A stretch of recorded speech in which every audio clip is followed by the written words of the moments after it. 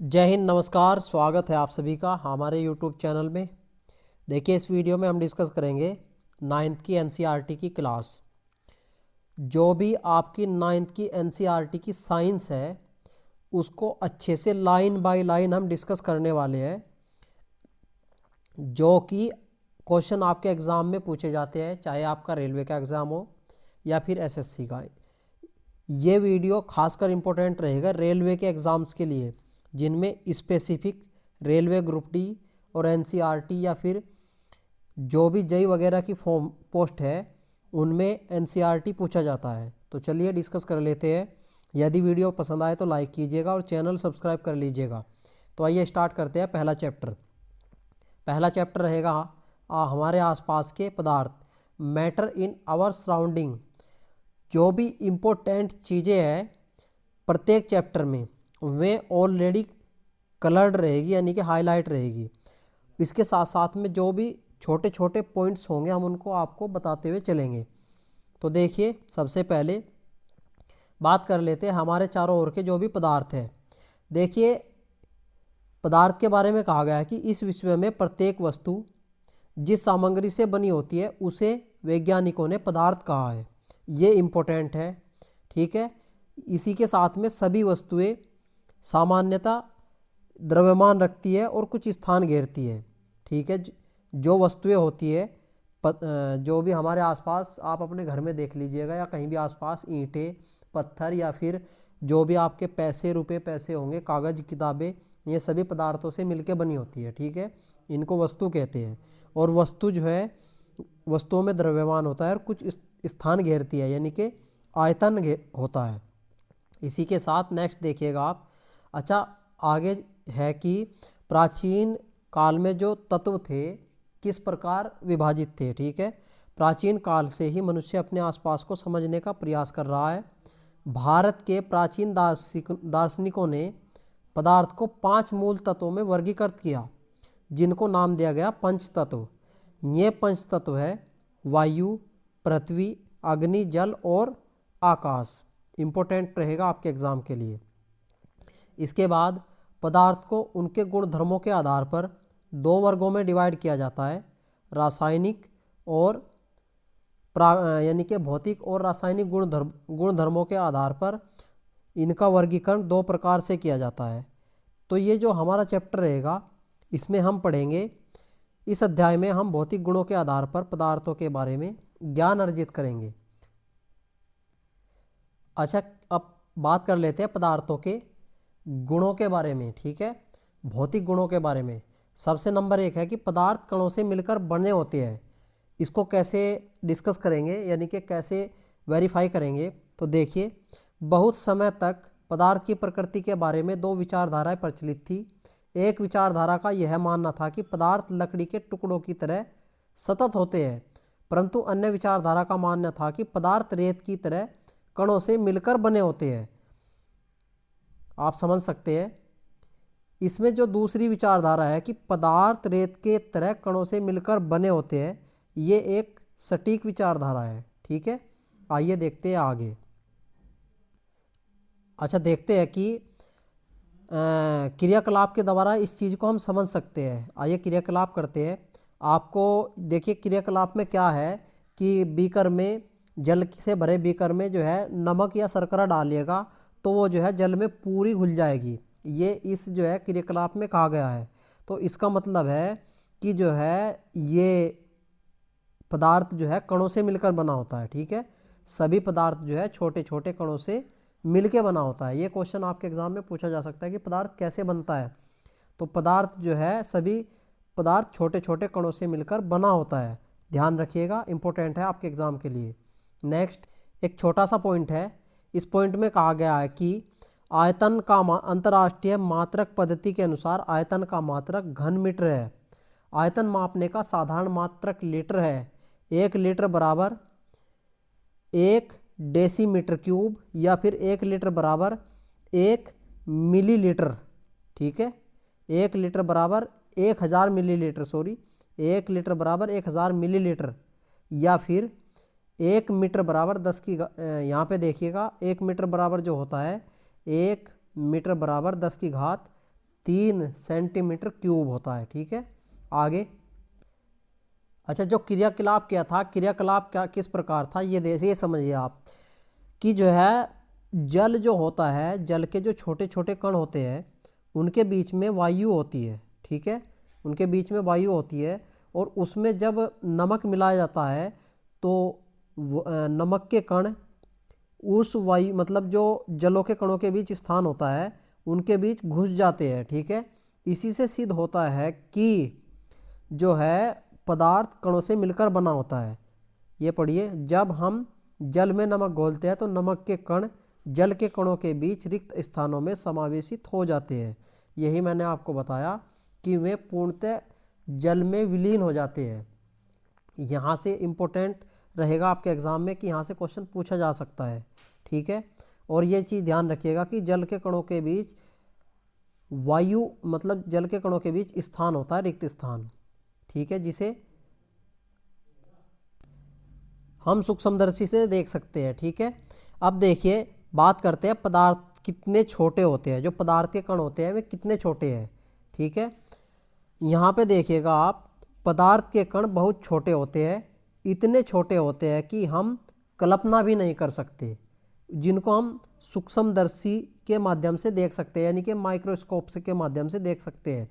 आइए बात कर लेते हैं पदार्थ के कणों के अभिलक्षणिक गुणों के बारे में। ठीक है, पदार्थों के कणों के अभिलाक्षणिक गुण। देखिए, पदार्थ के कणों के बीच रिक्त स्थान होता है, ये हमने सिद्ध कर लिया है क्रियाकलाप 1 से। ठीक है, इसके बाद दूसरा जो क्रियाकलाप है वो भी ऐसा ही है। यहाँ पे ध्यान रखिएगा, जब हम जल में जो है नमक, शर्करा या फिर कोई अन्य चीज़ डालते हैं तो जो अन्य ये जो पदार्थ है इनके कण जल के कणों के बीच में घुस जाते हैं।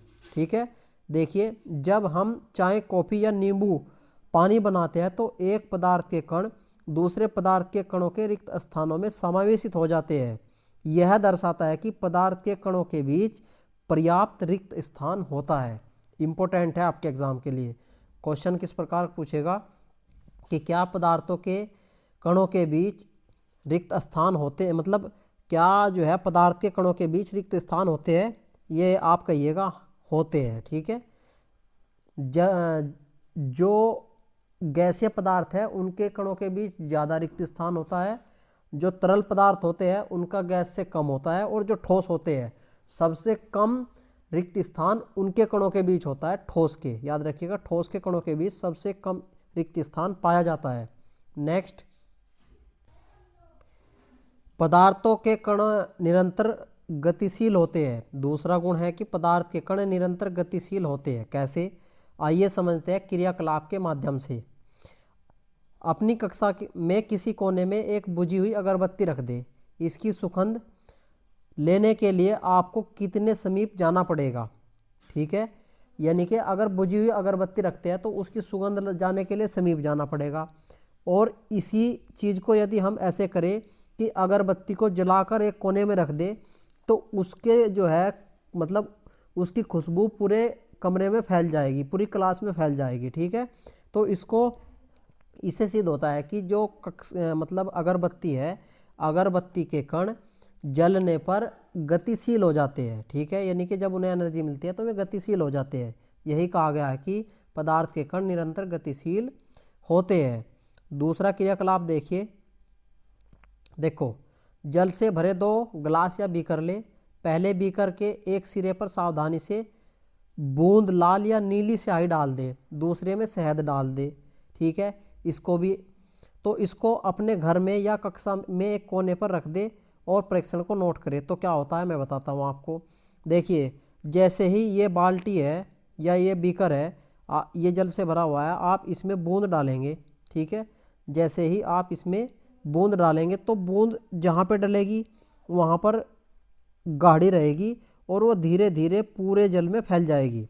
ठीक है, तो इससे स्पष्ट होता है कि पदार्थ के कण निरंतर गतिशील होते हैं।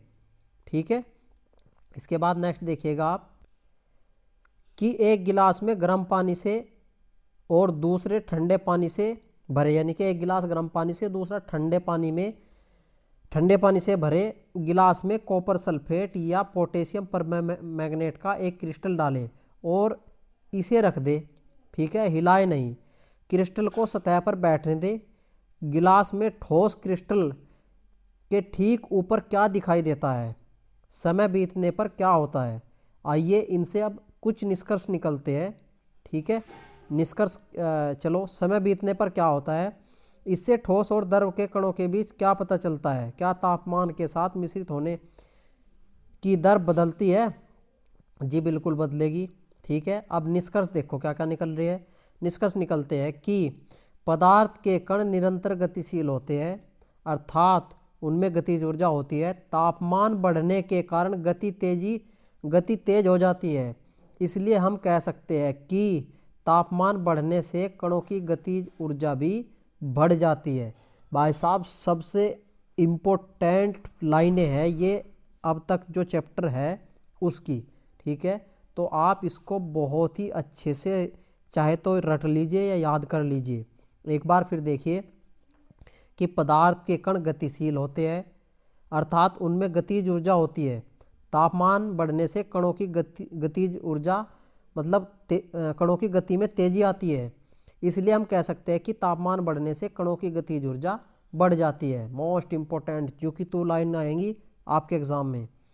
इसके बाद देखिएगा आप, पदार्थ के कण अपने आसपास ही एक दूसरे के साथ अंतमिश्रित हो जाते हैं। यानी कि एक पदार्थ जैसे ये है, दूसरा पदार्थ ये है, तो ये दोनों एक दूसरे में इतने मिश्रित हो जाते हैं कि दिखाई नहीं देते। ठीक है, ऐसा कणों के रिक्त स्थानों में समावेश के कारण होता है। यानी कि जब दो पदार्थों को मिलाया जाता है तो उनके कणों के बीच रिक्त स्थान होता है और इसलिए वे एक दूसरे में अंतमिश्रित हो जाते हैं। चलिए इसको समझते हैं। दो विभिन्न पदार्थों के कणों का स्वतः मिलना ही विसरण कहलाता है। इंपॉर्टेंट लाइन है सबसे, आपके एग्जाम में पूछेगा विसरण क्या है। दो पदार्थों के कणों का स्वतः मिलना ही विसरण है। हमें यह भी पता चलता है कि गर्म करने पर विसरण की दर तेज होती है। यानी कि गर्म करने पर जो पदार्थ मिलते हैं वे तेजी से मिलते हैं। ठीक है, अच्छे से याद रखिएगा, यहाँ से आपके एग्जाम में क्वेश्चन पूछा जाएगा। ये क्रियाकलाप इंपॉर्टेंट रहेगा। एक लोहे की कील, एक चौक का टुकड़ा और एक रबर बैंड ले। इन पर हथौड़ा मारकर, काटकर या खींचकर उसे भंगूर करने का प्रयास करें। इन तीनों में से किसके कण अधिक बल से एक दूसरे से जुड़े हैं? तो देखिए इसमें जो है नेक्स्ट क्रियाकलाप देखिएगा। एक थाली में जल लेकर उसमें उंगली से काटे। यानी कि एक थाली में जल ले उसे और उंगली से काटे। क्या जल की सतह काट जाती है? जल की सतह न कटने का कारण क्या है? तो देखिए इम्पोर्टेंट क्या चीज़ है।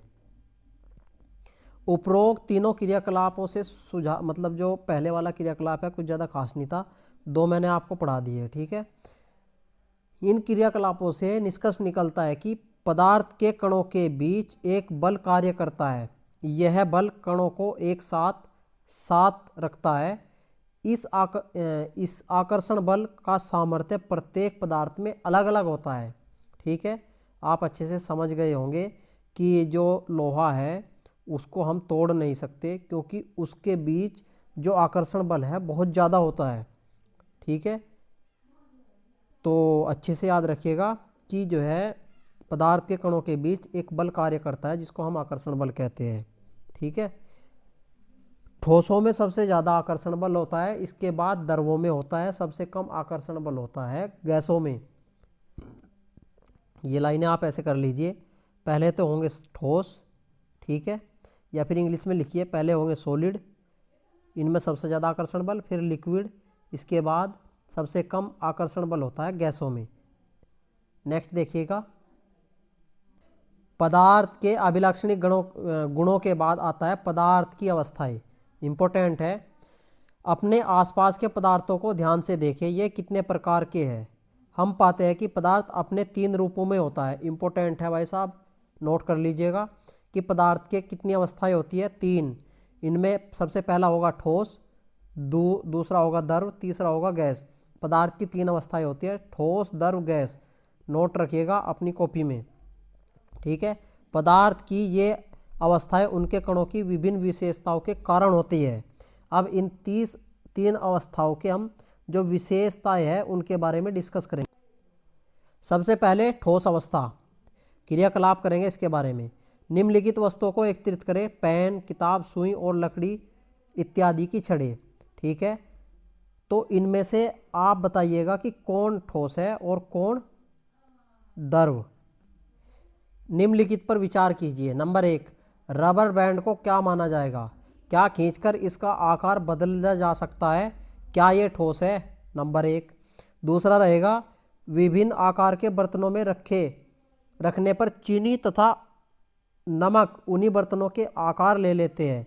क्या ये ठोस है? तीसरा देखो मैं यहीं पे स्पष्ट करता हुआ चलूँ कि रबर बैंड ठोस होगा, जबकि चीनी और नमक ये भी ठोस होंगे, ठीक है। इसके बाद नंबर 3 देखिए। नंबर 3 में आपका आ जाएगा, देखिए नंबर 3 में आपका आ जाएगा स्पंज। यह ठोस है लेकिन फिर भी इसका संपीड़न संभव है। क्यों? इम्पोर्टेंट है। देखो मैं आपको बताता हूँ, ये जो स्पंज है इसको ठोस कहते हैं, ठीक है, लेकिन ये सिकुड़ जाता है, यानी कि संपीड़न हो जाता है, दब जाता है, क्योंकि इसके कणों के बीच जो वायु होती है, ठीक है, जो दबाने पर निकल जाती है, और जब इसको हम छोड़ देते हैं तो फिर से वायु इसमें वापस भर जाती है, ठीक है। ये इम्पोर्टेंट है आपके एग्ज़ाम के लिए। ठोस है स्पंज। चलिए अब इनके बारे में अच्छे से डिस्कस कर लेते हैं। ये सभी ठोस ही है, क्योंकि बाह्य बल लगाए जाने पर रबर बैंड का आकार बदलता है और बाह्य बल हटाने पर यह पुनः अपनी मूल अवस्था में आ जाता है, यानी कि मूल आकार में आ जाता है। अत्यधिक बल लगाने पर यह टूट जाता है। इम्पोर्टेंट है भाई साहब, याद रखिएगा। नेक्स्ट देखिएगा, चाहे हम शर्करा या नमक को अपने हाथ में ले या किसी प्लेट में या जार में रखें, इनके क्रिस्टलों के आकार नहीं बदलते, ठीक है। मतलब चीनी, नमक ये जो है इनके क्रिस्टलों के आकार नहीं बदलते, इसलिए ठोस है। स्पंज में बहुत छोटे छिद्र होते हैं जिसमें वायु का समावेश होता है। जब हम इसे दबाते हैं तो वे वायु बाहर निकलती है, ठीक है, जैसे मैंने आपको समझाया है, जिससे इसका संपीड़न संभव है, और ये भी एक ठोस की ही श्रेणी में आता है। ठोस के बाद अब डिस्कस करते हैं द्रव अवस्था को, ठीक है। क्रियाकलाप करते हैं। निम्नलिखित वस्तुओं को एकत्रित कीजिए, जल, खाना पकाने का तेल, दूध, जूस, शीतल पेय। इसके बाद नंबर 2 पे, विभिन्न आकार के बर्तन। प्रयोगशाला के एक मापक सिलेंडर की सहायता से इन बर्तनों में 50 ml पर निशान लगाइए। नेक्स्ट, इन द्रवों को फर्श पर डाल देने पर क्या होगा? किसी एक द्रव का 50 ml मापकर विभिन्न बर्तनों में क्रम से एक एक करके डालें। क्या प्रत्येक बार आयतन एक समान रहता है? क्या द्रव का आकार एक समान रहता है? द्रव को एक बर्तन से दूसरे बर्तन में उड़ेलने पर क्या होता है? चलिए अच्छे से देखते हैं। हम प्रेक्षणों के बाद पाते हैं कि द्रव का आकार निश्चित नहीं होता, लेकिन आयतन निश्चित होता है। ये इम्पोर्टेंट है, क्योंकि जिस बर्तन में इन्हें रखा जाए तो उसी का आकार ले लेते हैं। द्रवों में बाहो होता है, इनका आकार बदलता है, इसलिए ये दृढ़ नहीं तरल होते हैं। ये सभी लाइनें इम्पोर्टेंट है आपके एग्ज़ाम के लिए। कोई सी भी लाइन को उठा के क्वेश्चन के रूप में आपके एग्ज़ाम में दे देगा। ग्रुप डी के एग्ज़ाम में लाइन बाय लाइन एनसीईआरटी ही आ रही है, तो आप अच्छे से इसको पढ़ लीजिएगा, ठीक है। इसलिए मैं लाइन बाय लाइन ही इसको करा रहा हूँ। इसके बाद देखिएगा आप, क्रियाकलाप 1.4 और 1.5 के संदर्भ में हमने देखा कि ठोस और द्रव का विसरण द्रवों में संभव है, यानी कि ठोस और जो द्रव है वे द्रव में मिल जाते हैं। वातावरण की गैसें विसरित होकर जल में घुल जाती है। ये गैसें विशेषतः ऑक्सीजन एवं कार्बन डाइऑक्साइड जलीय जंतुओं तथा पौधों के लिए अनिवार्य है। सभी जीवधारी अपने जीवन निर्वाह के लिए श्वास लेते हैं। जलीय जंतु जल में घुली ऑक्सीजन के कारण ही श्वास लेते हैं। इस तरह से हम इस निष्कर्ष पर पहुँचे हैं कि द्रव में ठोस, द्रव और गैस तीनों का विसरण संभव है। भाई साहब इम्पोर्टेंट है ये चीज़, ठीक है। इस प्रकार हम निष्कर्ष पर पहुँचे हैं कि द्रव में ठोस, द्रव और गैस तीनों का ही विसरण संभव है। ठोसों की अपेक्षा द्रव में विसरण की दर अधिक होती है। ये जो भी कलर लाइन है जो मैंने इनको हाईलाइट किया है, आप पूरे चैप्टर को ध्यान दो ना दो, लेकिन इनको बहुत अच्छे से ध्यान दीजिएगा, क्योंकि यहाँ से ही क्वेश्चन आपके एग्ज़ाम में पूछा जाएगा। क्योंकि मैंने बार बार पढ़ने के बाद इन लाइनों को कलर्ड किया है। यहाँ से एग्ज़ाम में बहुत अच्छे अच्छे पॉइंट पूछे जाते हैं। एक बार फिर देखिए, जलीय जंतु जल में घुली ऑक्सीजन के कारण ही श्वास लेते हैं। इस तरह से हम इस निष्कर्ष पर पहुँचे हैं कि द्रव में ठोस, द्रव और गैस तीनों का ही विसरण संभव है। ठोसों की अपेक्षा द्रवों में विसरण की दर अधिक होती है।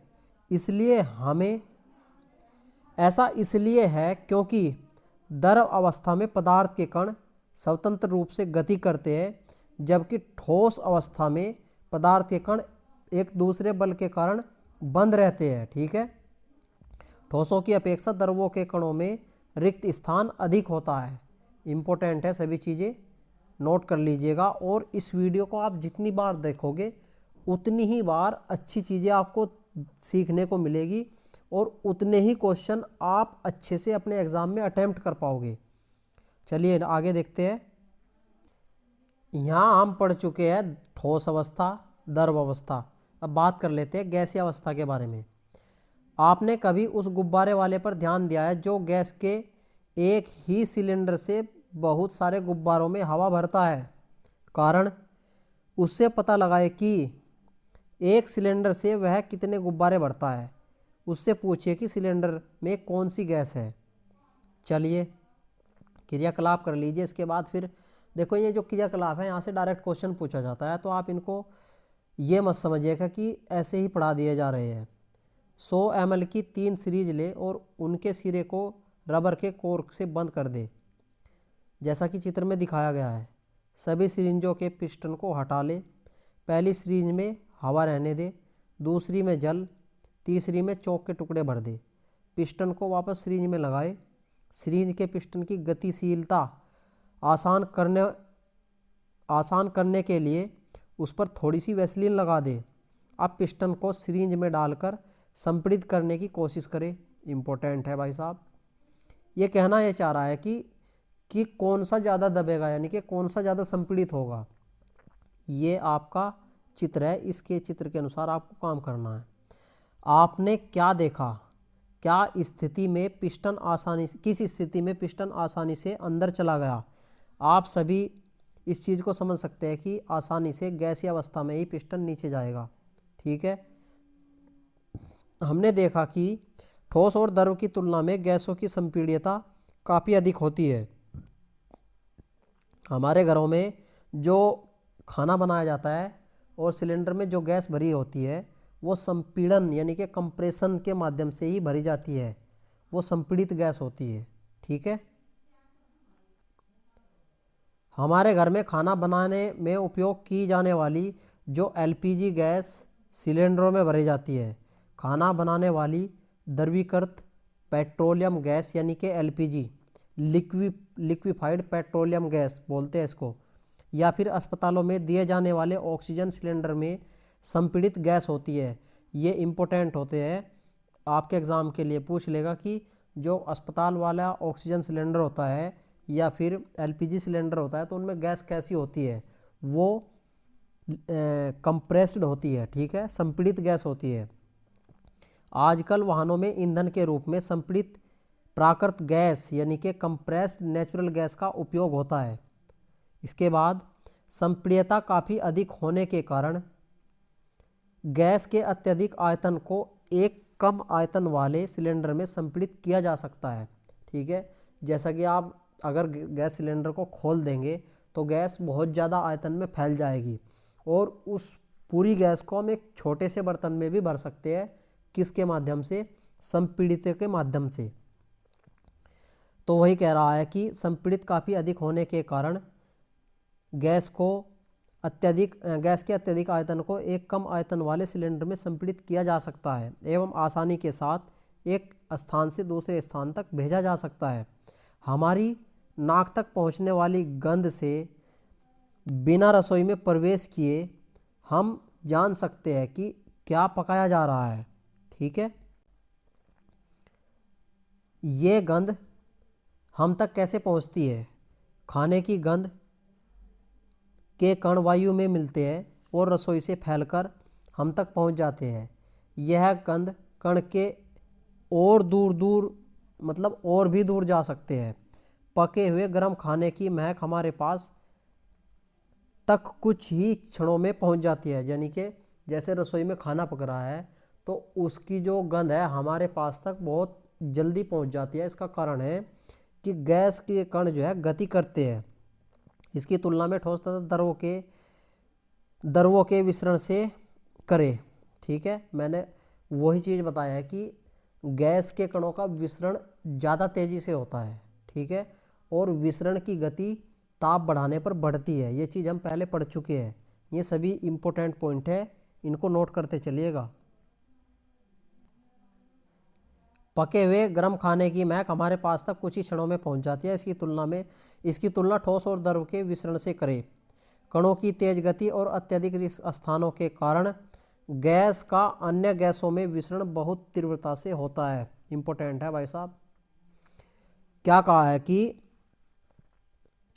कणों की तेज गति और अत्यधिक रिक्त स्थान होने के कारण गैस का अन्य गैसों में विसरण बहुत तीव्रता से होता है।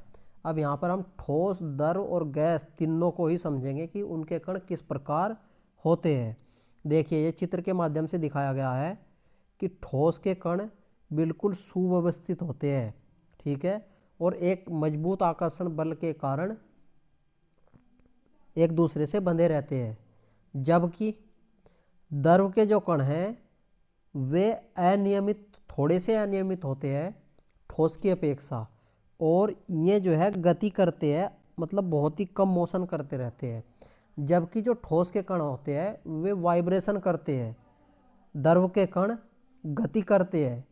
यहाँ पर बात करें गैस के कणों की, गैस के कण जो होते हैं वे बहुत अत्यधिक दूरी पर होते हैं और अनियमित गति करते रहते हैं जिस भी बर्तन में वे होते हैं।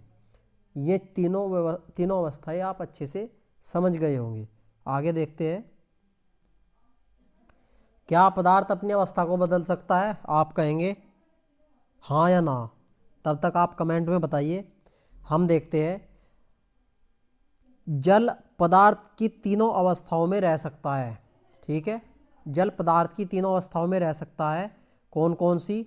गैस, लिक्विड यानी कि द्रव, और सॉलिड यानी कि ठोस। इन तीनों ही अवस्थाओं में जल को हम देख सकते हैं। आइए कैसे? ये अवस्था है ठोस। ठोस अवस्था में जल होता है बर्फ के रूप में।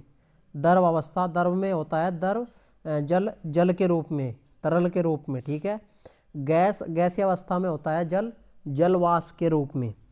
अवस्था बदलने के दौरान पदार्थ के अंदर क्या होता है, इसको हम जानेंगे। अवस्था के परिवर्तन से पदार्थ के कणों पर क्या प्रभाव पड़ता है, इसको भी जानेंगे। क्या हमें इन प्रश्नों का उत्तर नहीं खोजना चाहिए? बिल्कुल खोजना चाहिए, अभी खोजेंगे। आइए देखते हैं आगे। देखो भाई, ठोस के तापमान को बढ़ाने पर उसके कणों की गतिज ऊर्जा बढ़ जाती है। इम्पोर्टेंट है।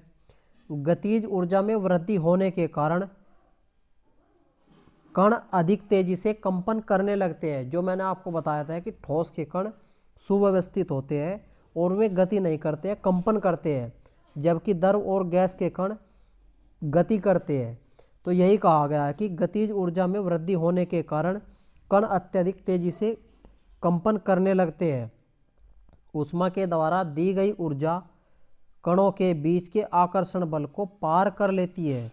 इस कारण कण अपने नियत स्थान को छोड़कर अधिक स्वतंत्र होकर गति करने लगते हैं। ठीक है, एक अवस्था ऐसी आती है जब ठोस पिघलकर द्रव में परिवर्तित हो जाता है। यही देखो, यहाँ पे आप ऐसे समझिएगा, यहाँ पर हम पढ़ रहे हैं द्रवों की, मतलब जो पदार्थ है, पदार्थों का अवस्था परिवर्तन। और इसमें कहा गया है कि जब हम ठोस को तापमान देंगे तो उसके कण कंपन की जगह गति करने लगेंगे, और जब अत्यधिक तापमान देंगे तो एक अवस्था ऐसी आएगी कि द्रव जो है पिघल जाएगा, यानी कि उसके कण तरल के रूप में गति करने लगेंगे। ठीक है, यानी कि जो पदार्थ है हमारे, वे जो है अपनी अवस्था को परिवर्तित कर सकते हैं। आइए आगे देखते हैं। जिस न्यूनतम तापमान पर ठोस पिघलकर द्रव बन जाता है वह गलनांक कहलाता है। इंपॉर्टेंट, नोट कर लीजिएगा।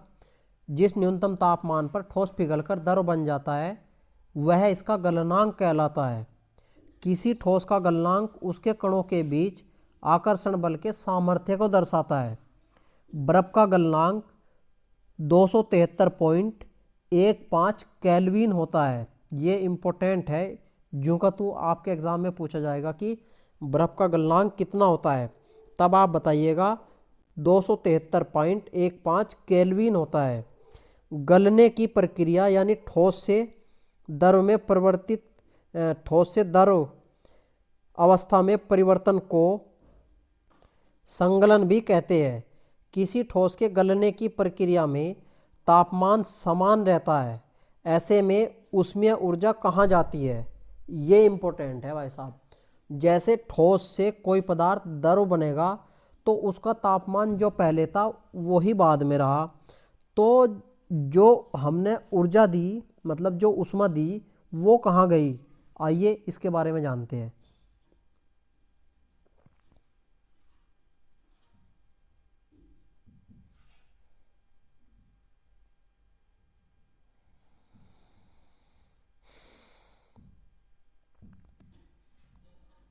देखो, मैं आपको समझा देता हूँ कि किसी ठोस के गलने की जो प्रक्रिया में तापमान रहता है वो समान रहता है, लेकिन जो ऊष्मा देते हैं वो उसकी अवस्था परिवर्तन करने में लग जाती है।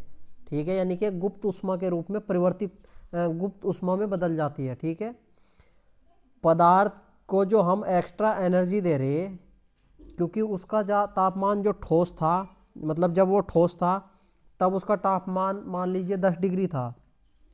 कोई वस्तु ठोस है, उसका तापमान 10 डिग्री है, और जब उसे द्रव में बदल रहे तब भी उसका तापमान 10 डिग्री है।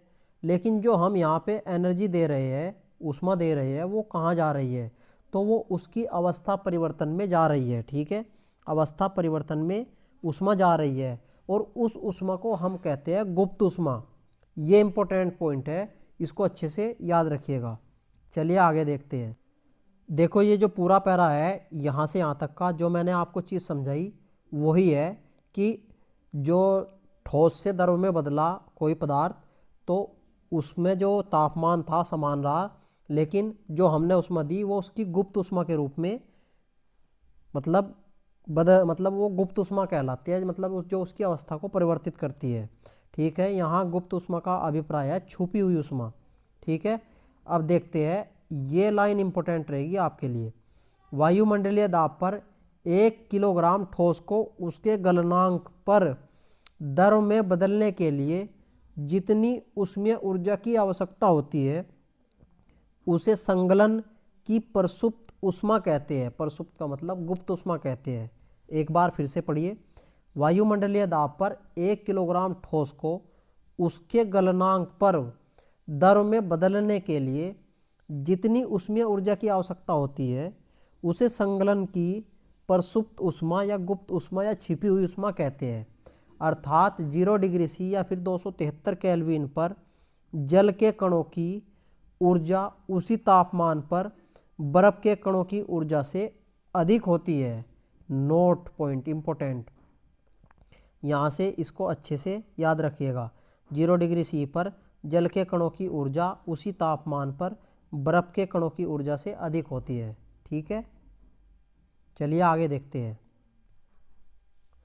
जब हम जल में ऊष्मीय ऊर्जा देते हैं तो कण अत्यधिक तेजी से गति करते हैं। इम्पोर्टेंट है। एक निश्चित तापमान पर पहुंचकर कणों में इतनी ऊर्जा आ जाती है कि वे परस्पर आकर्षण बल को तोड़कर स्वतंत्र हो जाते हैं, यानी कि वे बाहर निकलने लगते हैं। इस तापमान पर द्रव गैस में बदलना शुरू हो जाता है। ये इम्पोर्टेंट है। अब जो हाईलाइट लाइन है इसको अच्छे से देखिएगा। वायुमंडलीय दाब पर वह तापमान जिस पर द्रव उबलने लगता है उसे उसका क्वथनांक कहते हैं। क्वथनांक समष्टि गुण है। द्रव के सभी कणों को इतनी ऊर्जा मिल जाती है कि वे वाष्प में बदल जाते हैं। जल के लिए यह तापमान 373 केल्विन यानी कि 100 डिग्री सेल्सियस होता है। इम्पोर्टेंट है ये पूरा हाईलाइटेड एरिया। यहाँ से आपके एग्ज़ाम में क्वेश्चन पूछा जाएगा, चाहे आप उसको अलग से कॉपी में भी नोट कर सकते हैं। और जो टेलीग्राम पर आपको पीडीएफ मिलेगी उस पीडीएफ में ये सारा हाईलाइटेड रहेगा, तो आप टेलीग्राम को ज्वाइन कर लीजिएगा। लिंक डिस्क्रिप्शन में दिया हुआ है। यदि आपको वीडियो पसंद है तो आप वीडियो को लाइक कीजिएगा और साथ ही साथ चैनल को सब्सक्राइब कर लीजिएगा। तो चलिए आगे देखते हैं। अब जैसे गुप्त ऊष्मा समझाया था उसी के बारे में देखते हैं। क्या आप वाष्पीकरण की गुप्त ऊष्मा को परिभाषित कर सकते हैं? इसे उसी तरह से परिभाषित किया जा सकता है जैसे हमने संगलन की प्रसुप्त ऊष्मा को परिभाषित किया था। 373 केल्विन यानी कि 100 डिग्री सेल्सियस पर भाप अथवा वाष्प के कणों में उसी तापमान पर पानी के कणों की अपेक्षा अधिक ऊर्जा होती है। ऐसा इसलिए होता है क्योंकि भाप के कणों ने वाष्पीकरण की गुप्त ऊष्मा के रूप में अतिरिक्त ऊष्मा अवशोषित कर ली है। आगे देखिए आप, जो अवस्था परिवर्तन होता है कैसे होता है देखिए।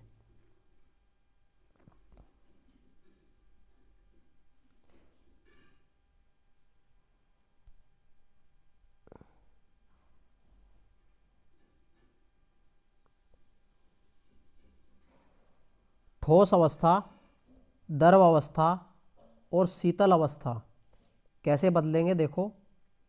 जैसे कि हमारा ये हो जाएगा ठोस अवस्था। जब हम ठोस को ऊष्मा देंगे, जब हम ठोस का तापमान बढ़ाएंगे, ठीक है, तो वो द्रव में बदल जाएगा। और जब हम द्रव का तापमान बढ़ाएंगे तो वो गैसीय अवस्था में बदल जाएगा। ऐसे ही जब हम गैस को ठंडा करेंगे, शीतलता का मतलब ठंडा करेंगे या तापमान कम करेंगे, जब हम गैस का तापमान कम करेंगे तो वो द्रव में बदल जाएगा। और जब हम द्रव का तापमान कम करेंगे तो वो ठोस में बदल जाएगा। और इन बदलने की अवस्थाओं को भी क्या क्या कहते हैं वो आगे देखेंगे, अच्छे से ध्यान से देखिएगा। अतः हम यह कह सकते हैं कि तापमान बदलकर हम पदार्थ को एक अवस्था से दूसरी अवस्था में बदल सकते हैं। इम्पोर्टेंट है।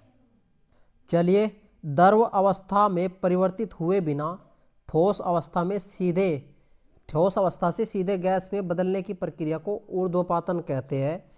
और गैस से सीधा ठोस में बनने की प्रक्रिया को निक्षेपण कहते हैं, जो मैंने आपको बताया है अभी। इम्पोर्टेंट है भाई साहब। देखो, द्रव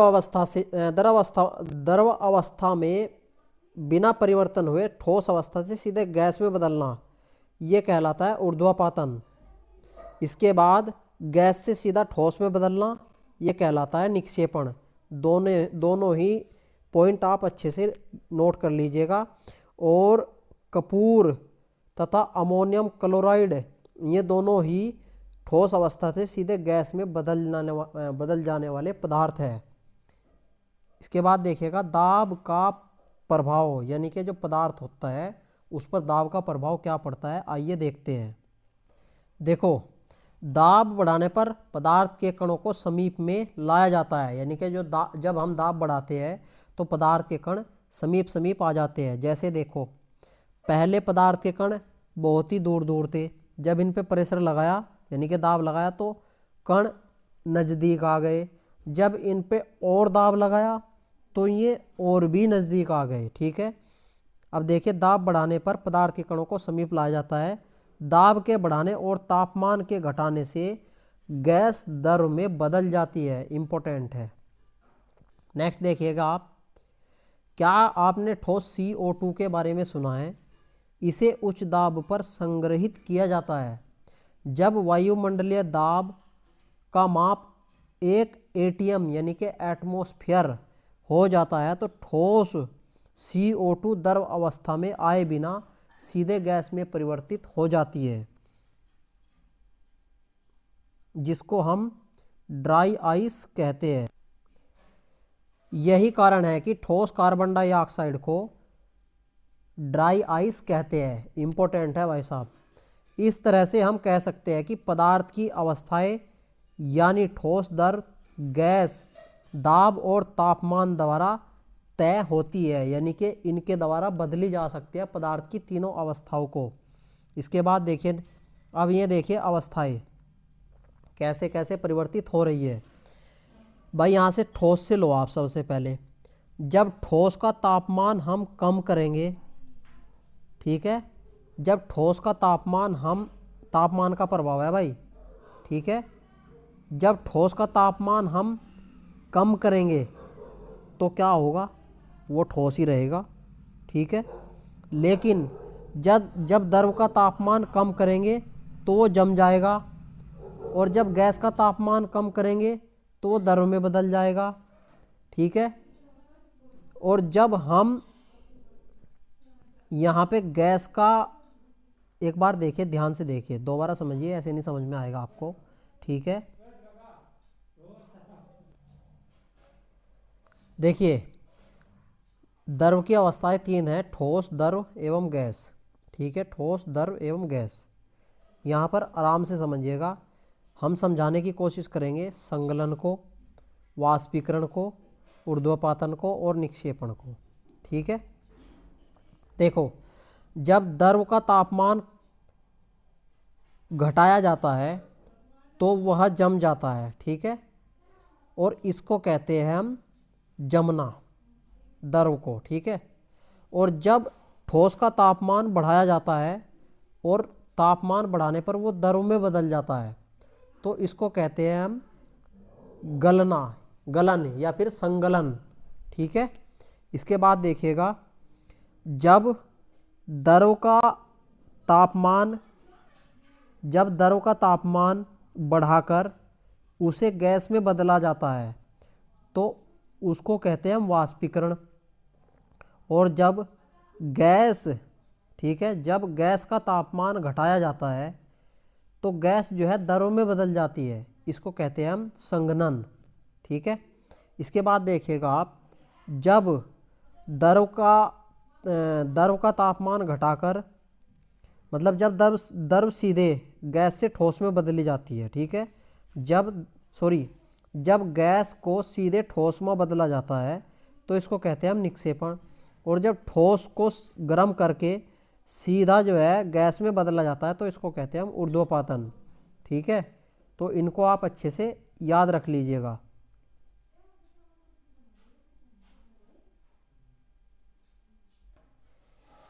भाई वैसे तो मैंने आपको वाष्पीकरण समझा दिया अच्छे से, ठीक है, लेकिन आप अच्छे से समझ लिए एक बार फिर। पदार्थ की अवस्था बदलने के लिए क्या सदैव ऊष्मा देना या दाब डालना आवश्यक है? क्या आपने दैनिक जीवन में आप ऐसा कोई उदाहरण दे सकते हैं? चलिए पढ़ते हैं। जिसमें बिना क्वथनांक पर पहुँचे हुए कोई द्रव वाष्प अवस्था में बदल जाए। जल को खुला छोड़ देने पर यह धीरे धीरे वाष्प में परिवर्तित हो जाता है। क्यों? आइए देखते हैं। यदि हम गीले कपड़े सुखाते हैं, ठीक है, यदि हम गीले कपड़े सूख जाते हैं, जब गीले कपड़े सूख जाते हैं, ठीक है, इन दोनों उदाहरणों में जल का क्या हुआ? ठीक है, देखिए जब हम तार पर कपड़े फैला देते हैं, धोने के बाद कपड़े फैला देते हैं तो कपड़े सूख जाते हैं, तो जो उसमें जल था वे गीले थे, उनका क्या हुआ मैं बताता हूँ। जब हमने तार पर कपड़ों को डाला तो हवा चली, हवा चलने पर जो गीले यानी कि जल के कण थे वे हवा के साथ बह गए, ठीक है, यानी कि निकल गए। हम जानते हैं कि पदार्थ के कण हमेशा गतिशील होते हैं, कभी रुकते नहीं, ये हम पीछे पढ़ चुके हैं। एक निश्चित तापमान पर गैस द्रव ठोस के कणों में विभिन्न मात्रा में गतिज ऊर्जा होती है। सतह में सतह देखो द्रवों में सतह पर स्थित कणों के कुछ अंशों में इतनी गतिज ऊर्जा होती है कि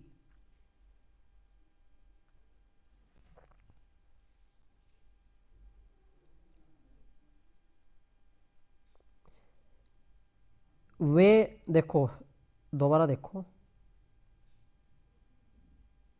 दोबारा देखो भाई साहब, यहाँ पे पदार्थ के कण हमेशा गतिशील होते हैं, कभी रुकते नहीं है। एक निश्चित तापमान पर गैस द्रव तथा ठोस के कणों में विभिन्न मात्रा में गतिज ऊर्जा होती है।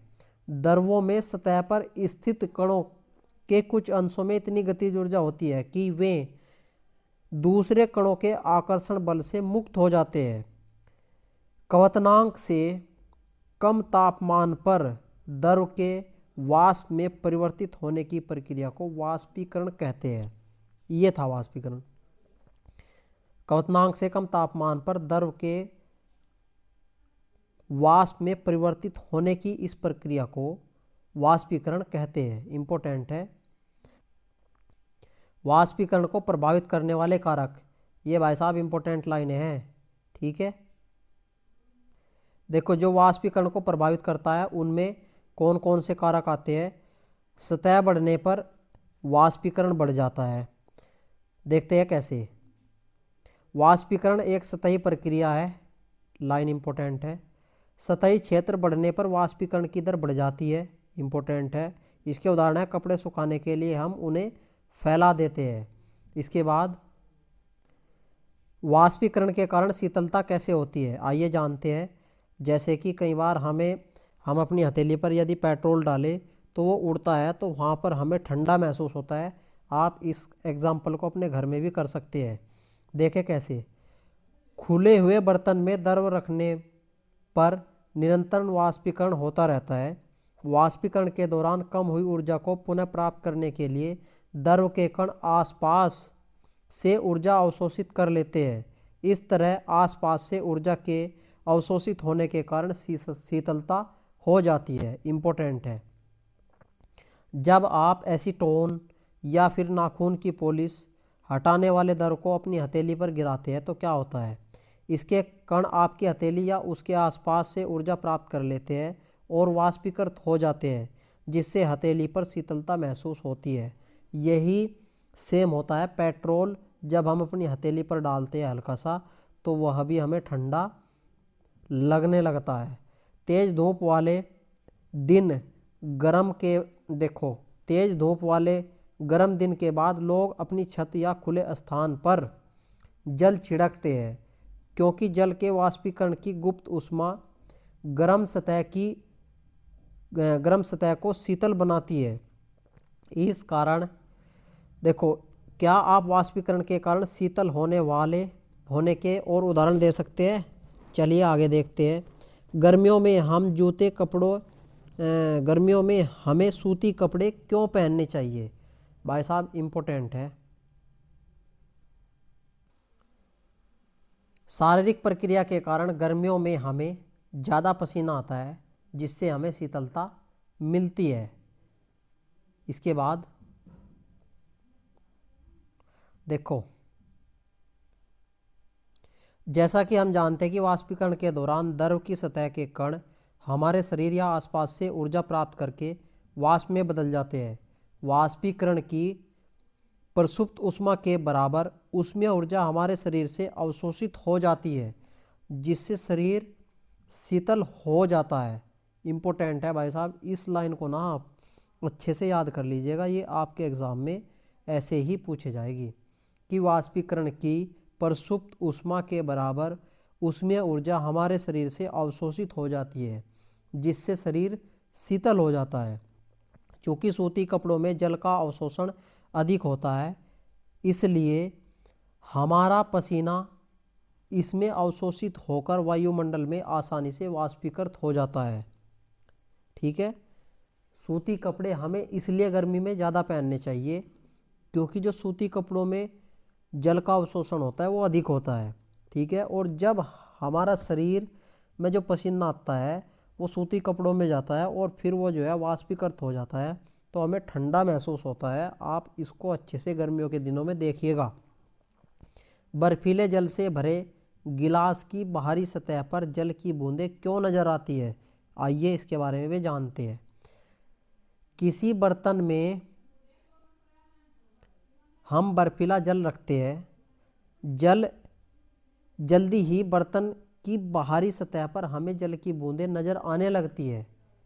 इसका कारण क्या है, आइए जानते हैं।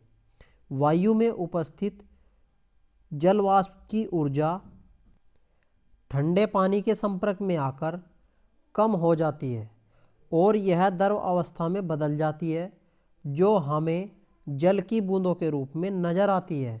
ये इंपॉर्टेंट है, ये छोटे छोटे एग्जाम्पल्स आपके एग्जाम में पूछे जाएंगे। देखिए इस चैप्टर में हमने क्या क्या अभी तक कर लिया है, इसको एक बार अच्छे से रिवाइज कर लीजिए। हमारे आसपास के पदार्थ यानी कि जो मैटर्स है, ये हमने पढ़ लिया है कि पदार्थ क्या होता है, इसकी कितनी अवस्थाएं होती है। ठीक है, पहले पदार्थों को 5 वर्गों में बांटा गया था, यानी कि वायु, पृथ्वी, अग्नि, जल और आकाश। इसी के साथ हमने किया है कि पदार्थों के कणों के बीच रिक्त स्थान होता है। पदार्थों के कण जो है निरंतर गतिशील होते हैं। पदार्थ के जो कण हैं उनका तापमान बढ़ाने पर उनकी गति बढ़ जाती है, यानी कि उनकी गतिज ऊर्जा बढ़ जाती है। ये चीज़ें हमने अभी तक डिस्कस की है। ठीक है, ये यहाँ ये वाला नोट हमने कर लिया था। इसके बाद जो पदार्थ का विसरण पढ़ा था हमने, दो विभिन्न पदार्थ जो है स्वतः एक दूसरे में मिल जाते हैं तो हम इसको क्या कहते हैं, इसको हम विसरण कहते हैं।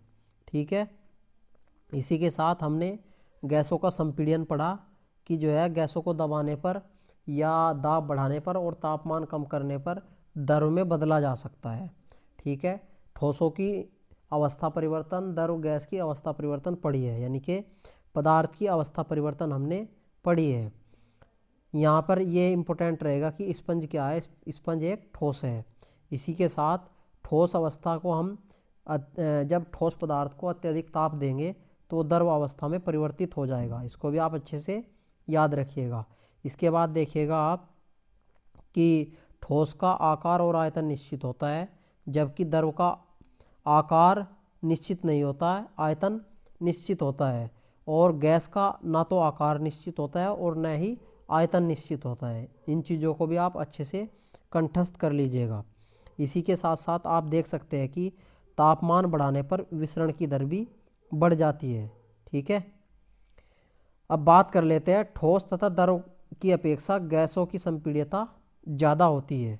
इसके बाद पढ़ा हमने कि गैसों के कण अनियमित गति करते हैं, इसी के साथ द्रवों के कण भी अनियमित गति करते हैं, जबकि ठोस के कण सुव्यवस्थित होते हैं और कंपन करते हैं, ना कि गति करते हैं। ठीक है, ये आप अच्छे से याद रखिएगा।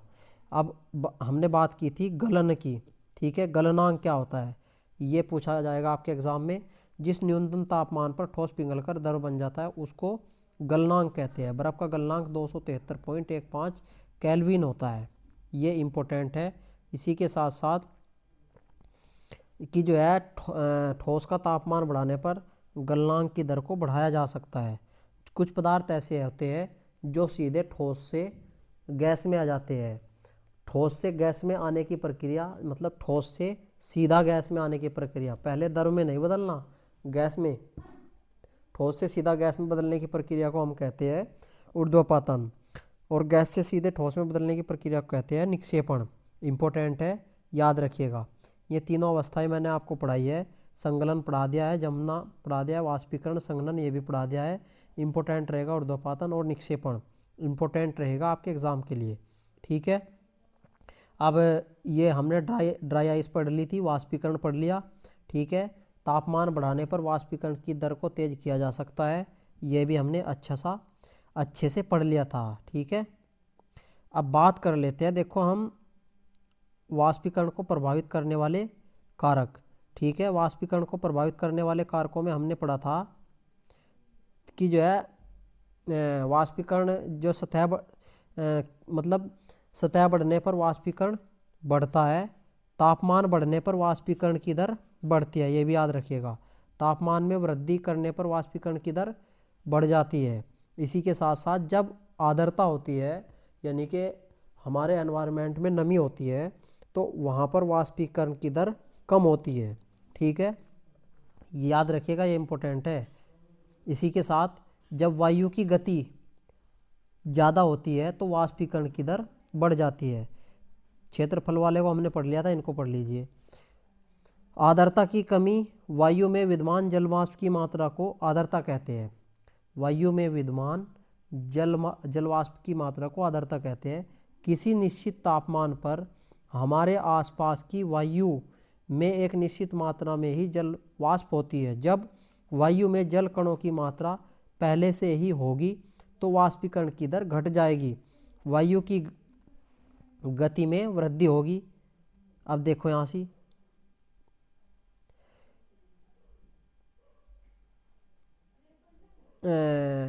वायु में जल कणों की मात्रा में पहले से ही अधिक हो जाएगी तथा वाष्पीकरण की दर घट जाएगी, ये इंपॉर्टेंट है। अब वायु की गति में वृद्धि, जब वायु की गति में वृद्धि होगी तो जो है जो गतिशील कण है उनकी गति और बढ़ जाएगी, और गति बढ़ने के कारण वाष्पीकरण की दर जो है और तेज हो जाएगी।